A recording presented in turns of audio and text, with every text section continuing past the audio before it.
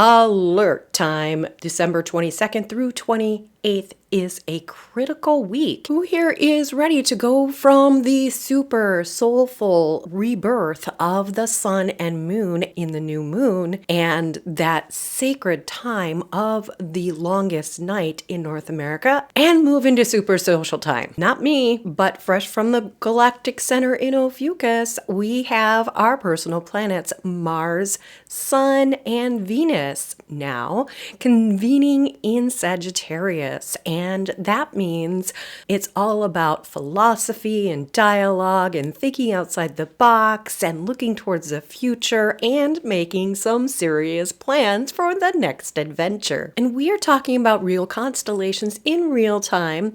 Now, the moon was in Sagittarius, but she has just transferred her energy over into Capricorn and is conjunct Capricorn on Monday Moon Day. Big energy, big transformation, lending some feels to that. But what does it mean for you and your family gatherings? What does it mean for how you're going to be approaching conversations this week? And what does it mean for society in general? Because all of that is going to be affected. And I will show you how all these critical conversations will be happening. And who am I to talk about that? Well, my name is Beth, and I'm a certified True Sidereal astrologer, and I'm here to help you weave the magic of the stars with the power of Mother Earth. Being grounded on Earth, but having your head in the stars. Yeah, you can do both. I want to let you know I have a resource for you to help you understand what I'm talking about. So if this whole thing is new to you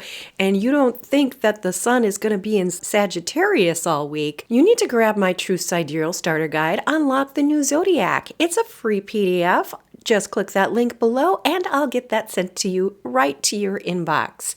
Now let's look at what this week has in store. And we're starting with the real sky. Because what we see when we check the astronomy is that Mars, Sun, and Venus are all convening in Sagittarius, and they are super tight. They're considered conjunct even if they're not directly on top of each other.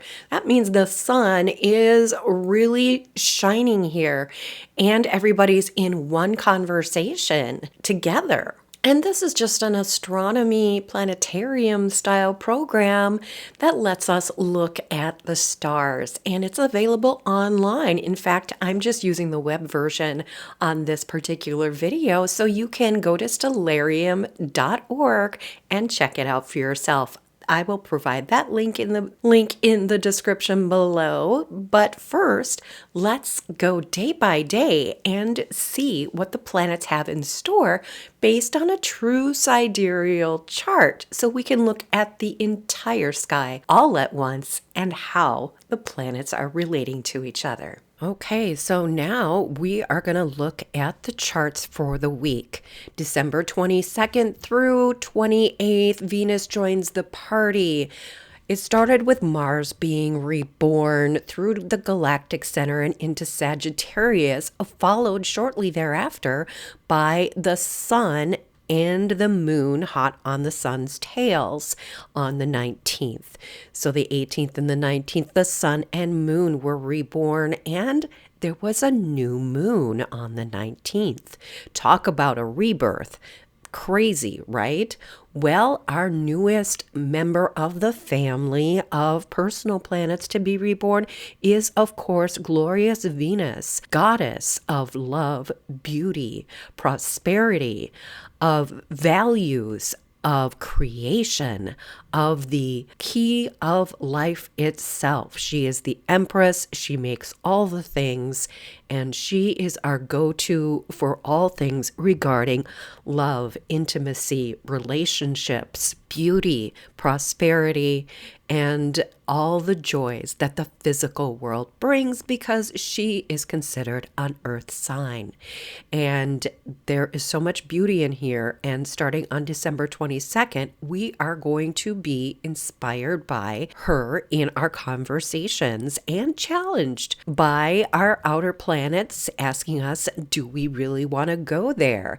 Are we dreaming about this, or do we want to make something solid out of this? And that's happening from Pisces with Neptune and Saturn. But let's take a look first at Monday, December 22nd, where Mars, Sun, and Venus are in Sagittarius. Now reborn, Venus is in philosophical Sagittarius and squared up against Saturn and Neptune in Pisces, assigning the lesson of both value to action. And on both, the waxing crescent moon is in Capricorn, just at 0 degrees, but it is conjunct our big power player, Pluto, from the outer limits of our galaxy. And T-square in the nodes, we've got Black Moon Lilith and Mercury. Both are in Scorpio according to this midpoint method here. But some may see this as already in Ophiuchus. You do you. I am not going to judge. This is just what I am doing. And hopefully, as we move along during the week, we're going to learn more about what this has to say. It's not going to be very long in the nodes, in the bends there, but it is bringing up conversations around who has been outcast in the community and who has not been allowed to shine their brightest from that South Node in Leo, who's been denied their authority and their kingship, queenship, their divine right to speak to community. So those are topics that might be coming up on Monday, the 22nd, and a little bit into the next day as well.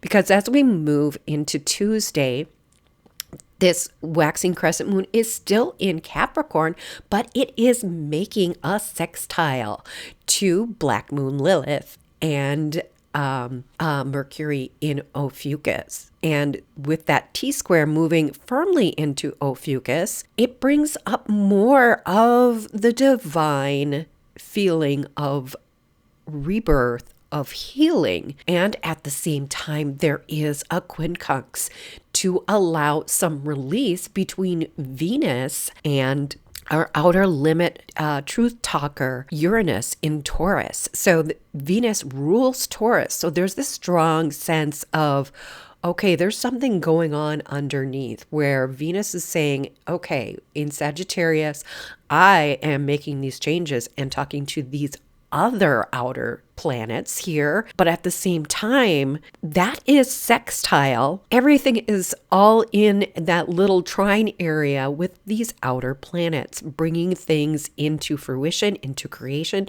and into flow. And we also have these 3 other trines squaring Mars to Ketu, Jupiter to Saturn, and Uranus to Pluto. And with that happening, there is some serious flow going along with these conversations that we're having starting Tuesday, December 23rd. Now, as people gather, especially over this Christmas holiday, yes, I do love Santa and I do love those stories. And for the record, those reindeer must all be female because in the winter, the males drop their antlers. They do not have antlers. So if Santa is being pulled by a sleigh, it's the ladies doing it, just so you know.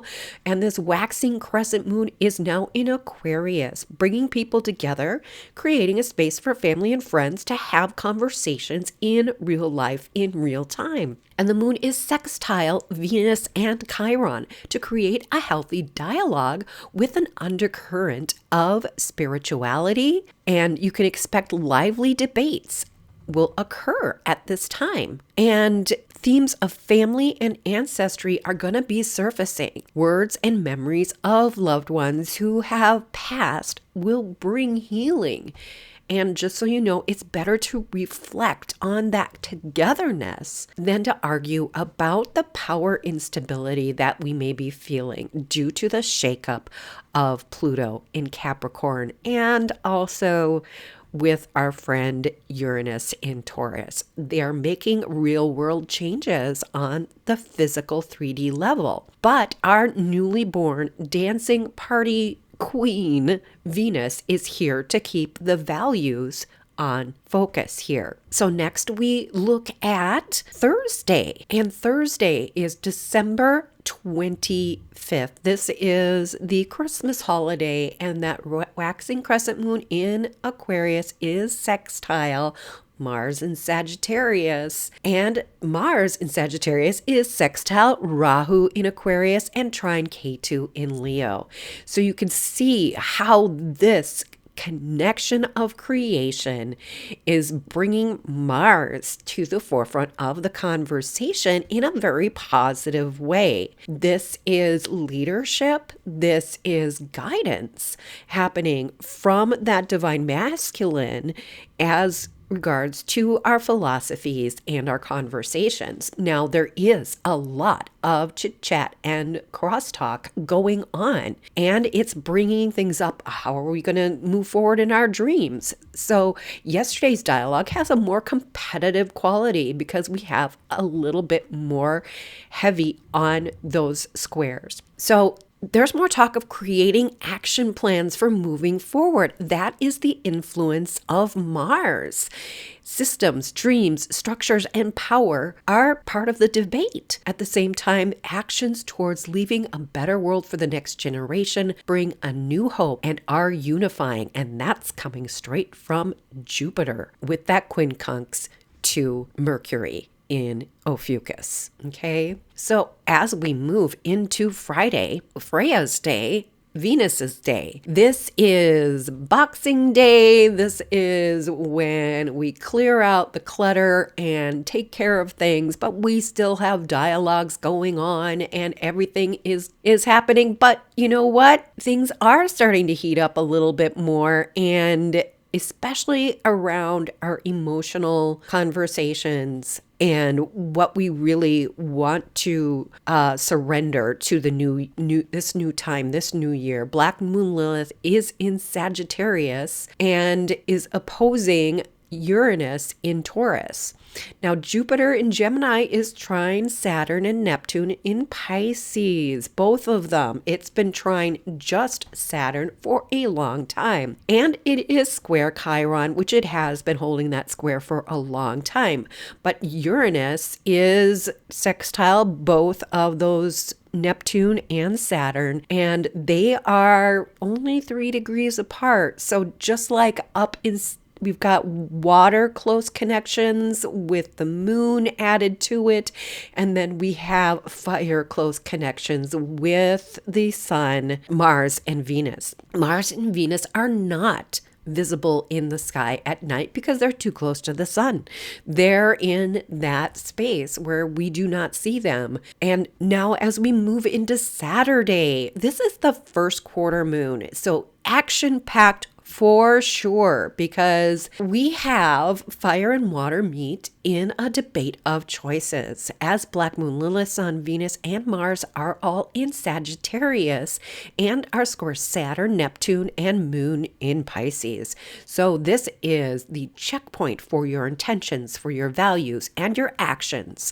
And what you're going to be looking at is, what is your intuition telling you, and what do you want to do from a soul-aligned integrity? What is your philosophy going to be going forward? Because this is a time for expansion of those values, beliefs, and philosophy. And you're going to do it by debating other people. Don't think of this as a one big, huge argument about everything. Try and think of this more as batch processing with your friends and family where you're going next. And while action is needed, allow the conversations of the past few days also to be used for creative purposes. Even if it feels a little bit more like chaos at first, eventually the heated discussions will die down into creative action. But here on this first quarter moon on Saturday, that is not today quite so much. Although we do have some lovely trines going on. Like I said, Mars is part of the discussion here for sure. So Sunday, December 28th, things do cool down. Our Sun and Mars are no longer part of the symphony of squares we've been having. We're going to leave that conversation to Black Moon Lilith, and even Venus has let go of the squares. So Black Moon Lilith and Mercury are still holding conversations with those outer planets. And Neptune is stirring up a little bit of chaos magic with that Black Moon Lilith, with that dialogue that's happening. And Mars and Sun in Sagittarius are sextile Rahu in Aquarius, trine South Node in Leo. And that just means we are in a flow of dealing with our karma and creating something for the future in fire, in the mutable alchemical fire of Sagittarius with the Sun, our soul, and Mars, our action taker of let's do something here and now to, in this case, improve everything for community. And this is going to be something that's going to be very visible because of the location of the moon versus those two planets. They are in the 10th house from the moon, and they just happen to line up, showing that here on this chart. And the best way to deal with a strong week of challenges, choices, and conversations is to hang out with people who get it. Every seeker begins under the same sky. The call of the stars whispering through the branches of night. You follow the light deeper into the forest of the unseen, and there a guide appears. A golden invitation. Your entry to Zodiac Club 13, a secret celestial lounge, where the night hums with magic, candles flicker, stars shimmer, and your place is waiting. Welcome to the party, where mystics, dreamers, and star lovers gather to celebrate the real sky. Inside, visionaries study the cosmos. Hands trace constellations as they truly are and weave their stories through the cards of destiny. Here, wisdom flows like starlight, every spark a new awakening. You found your circle. Zodiac Club 13, the Midnight Lounge for seekers of the real sky, filled with 13 signs and timeless magic.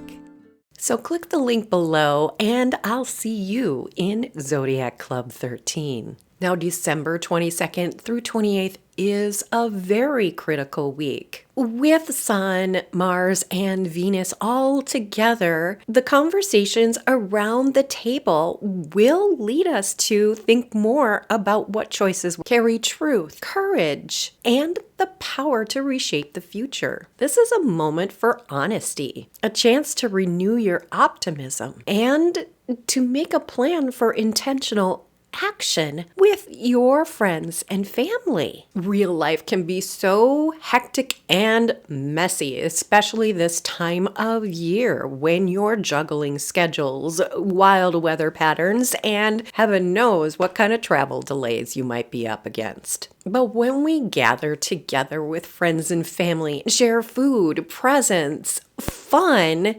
music, and the joy of laughing children, occasionally screaming with laughter. I've been at that Christmas party. We are tipping the scales towards joy, all while creating meaningful memories, which is the true magic of the season, also known as love. And what we model now around the table becomes the legacy our children inherit. But what do you think? Comment below and let me know. And while that you're down there, if you haven't already, go ahead and click on that link and grab your True Sidereal Starter Guide if you're looking for that support of like-minded individuals so you know you are not alone. Go ahead and join the Zodiac Club 13. Yes, the club itself is free. Now that you know why this is such a critical week for establishing your legacy for the future, you might be wondering, how do planets in the second house become abundance keys? Well, I've got a video for you right here. So I've got you covered, bestie, and I will see you in the next video.